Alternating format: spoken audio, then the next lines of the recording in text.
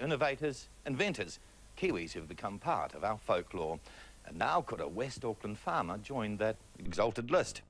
Pat Hansen is a bloke with a driving ambition, but with no formal engineering qualifications.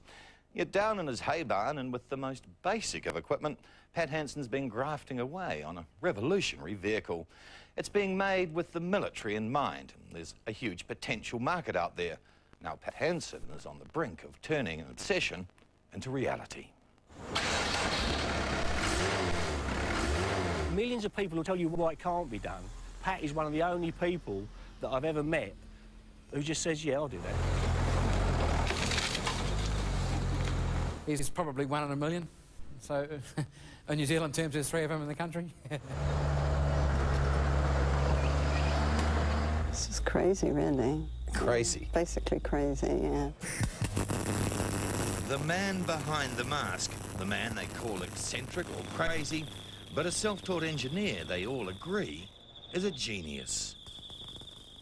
In a hay barn in the back blocks of Helensville, he's laboured for years to build what he calls an ultra-high mobility vehicle, an all-terrain wagon that even Pat Hansen himself concedes has become his total obsession.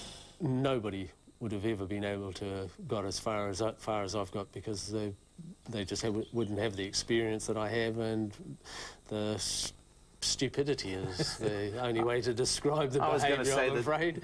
I was going to say the determination. Dogged, determined maybe, but only he could call himself stupid. School. Did you excel at school? Total failure, mate.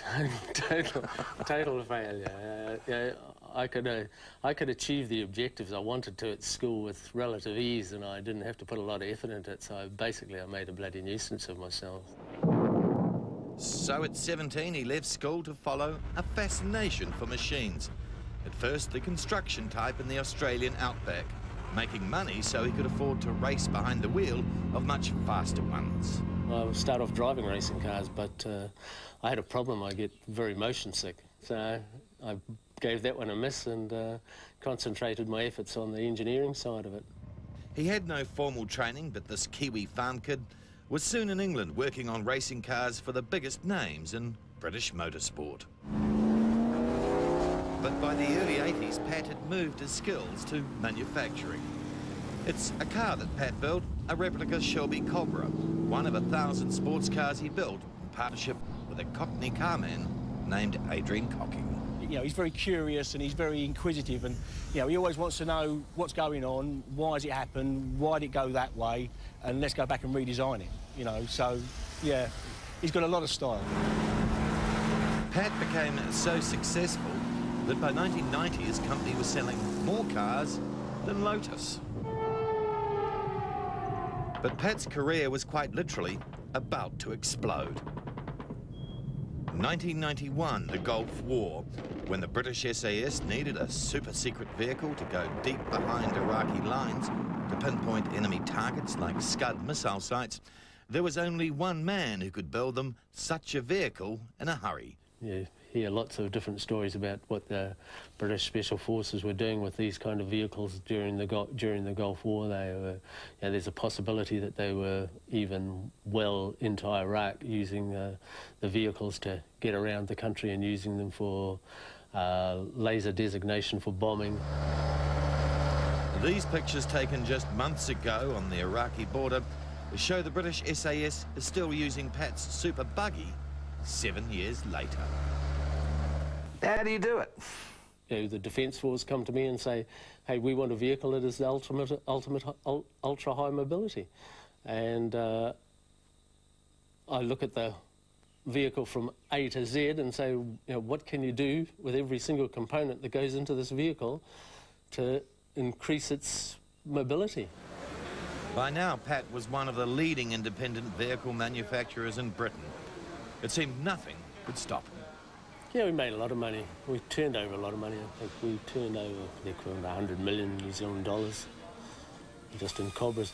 We had a 5-bedroom, 2-storey house with a swimming pool, and we had about 3 cars. The children used to have what they want. We used to live well. The sharp increase in unemployment figures confirms that Britain is in the throes of the worst recession since the war. The good times were over when the British economy took a nosedive in 1993. The Hansens were ruined. Pat's wife Lorna will never forget. You lost your house. Yep, we lost our house and business in the UK. We lived well, I must admit. We lived very well, but in the recession, we just went down under with everyone else, basically. So Pat sold up and dragged his brood back to New Zealand, back to run the family farm in West Auckland. That must have been a huge culture shock, coming here to that isolation, to that way of life. Yep, hard. They're tough cookies out here, aren't they? Really. Because before I came, they said, you remember, it's where the women, was it? Men are men and women are men too? And they're right. For Pat, farming was not the place to be. He had a passion for horsepower, not horses, and he needed to get the family finances moving. And what better than an improvement on an old idea? He would build the ultimate off-roader from scratch. We start by drawing a full-scale plan of the vehicle on the concrete floor, and then we actually put a seat onto it. I've got a seat here. You actually take a seat and put it into the area that the vehicle is. You actually draw the lines on the floor, then sit in here and you have to get the angle of the seat that you're going to require right. So you just had chalk marks? Chalk marks, draw the whole thing up. Just got to be careful you don't rub the chalk out. Robin Bongard helped build the vehicle which Pat designed to more than just compete with other four-wheel drives. I can't look at any of the existing four-wheel drive vehicles and say that is the ultimate off-road vehicle. I've got to be able to look at them. You've got to look at them and say, well, of course you can do the job better than that. It took them 2 years. They begged and borrowed, but at the end they had a vehicle they were confident would outperform the world's best. And now it was time to put the theories to the test, up against a Land Rover enthusiast who reckons his machine is the benchmark.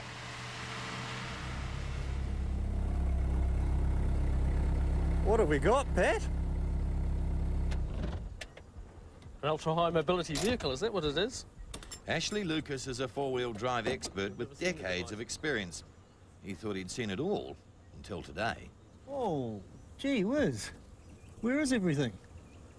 Ultra-high molecular weight polyethylene. So it's work hard, it's very slippery, so it just slides over. Slides of everything. Slides over Nothing everything. to get caught up. The battleground is set and we're given a front seat and a skirmish to prove which four-wheel drive has the right stuff. An off-road duel and the Land Rover's first. Suppose I should drive up there as well, shouldn't I? It all begins harmlessly enough, a stroll up a gentle incline or two, and Pat's feeling cocky. Go where it's steepest. So far, so good. Not much to separate them, but of course, things soon get serious.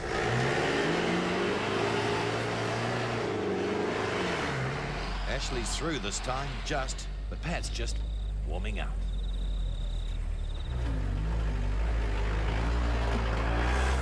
Got to find somewhere where the Land Rover stops, eh? Have we got it in first gear, Mike? Yes, we're in first gear. Have we got lifts locked up, Mike? Lift locks on, let's go. Let's give it a Pat turn, can eh? smell victory, and now things are about to get out there on the edge. Ashley's Land Rover is about to reach its limit. He's about to roll. I want to get off the hill. Ashley's steering is self-destructed. Holy mackerels. The duel has been decided, but Pat's determined to rub it in. Now Mike's looking seriously nervous. It's all so easy, even a child could do it. What makes Pat's vehicle unique is its remarkable ability to drive not just up the steepest of slopes, but across them as well. Where other vehicles will roll, Pat's buggy just simply slides to stability. The secret is the suspension. The engine is just an industrial diesel. Pat's converted for the prototype. It's mostly V-dub power and parts. an all-wheel drive that's totally at home on the open road at the legal limit. The SAS had a look at it. What did they think? I spoke to the commander down there, and he went for a drive in it and up over the hills here for 5 minutes, and sort of got out and stood back from it and looked and said, "Man, that's what we've got to have."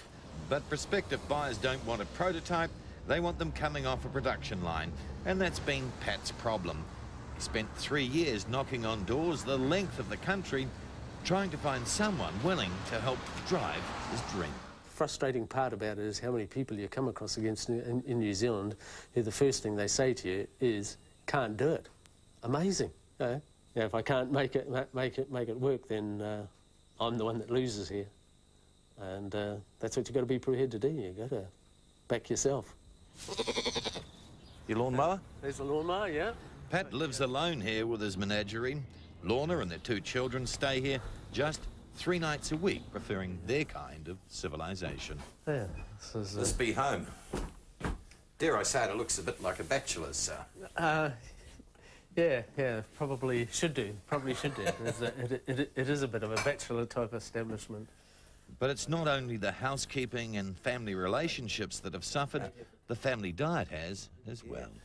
You even got to the stage where you've had to eat dog tucker. Oh, yeah.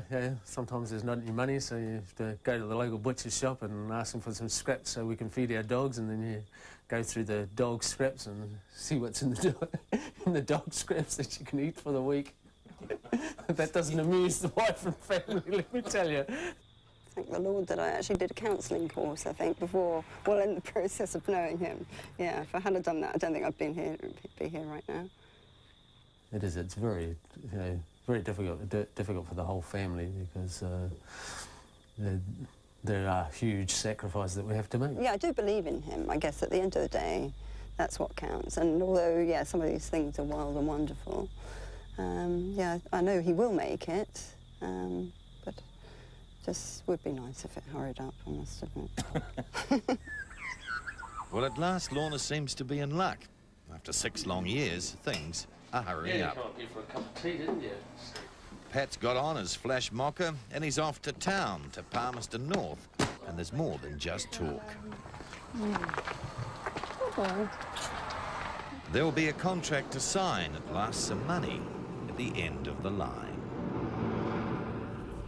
Hello, Pat. John. Good to see you again. How are you there? How are you? John Hoggart is the head of Wormholds. He lives and breathes the vehicle. He lives and breathes what he does. And you can only pick up on that. When you get involved with Pat, you've got no choice but to just jump on and join him. This is the new colour of the Army. Wormholds are a serious player in the defence business. They'll develop Pat's buggy into a commercial prototype and are predicting a huge international military market for it. Australia have got a project coming up. Numbers are unsure, but it's certainly going to be over 500, and that's in the next 2 to 3 years. A lot of the armies around the world now are using these sort of vehicles. Singapore has just purchased some. Other countries in Asia are looking at buying them. Right, Pat, here's the agreement. If you want to sign your life away and we'll start working. Good one. Thank you very much indeed. Look forward to doing business together. What are you going to do with your first million? Make it first, and I'll believe it. I'll worry about it when I make it. Hopefully I can provide an easier life for my wife and family, pay them back for some of the commitment and loyalty that they've shown to enable me to get as far as I have.